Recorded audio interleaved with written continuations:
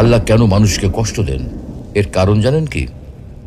মহান আল্লাহ তাআলা ইরশাদ করেন, وَلَقَدْ صَرَّفْنَاهُ بَيْنَهُمْ لِيَذَّكَّرُوا فَأَبَى أَكْثَرُ النَّاسِ إِلَّا كُفُورًا। আমি তাদের মধ্যে বিভিন্নভাবে নিয়ামত বিতরণ করি যেন তারা স্মরণ করে, কিন্তু অধিকাংশ লোক অকৃতজ্ঞতা ছাড়া কিছুই করে না। আসসালামু আলাইকুম ওয়া রাহমাতুল্লাহ। প্রিয় দর্শক, আজকে আমরা খুবই জীবন ঘনিষ্ঠ একটা বিষয় নিয়ে আলোচনা করতে চাই।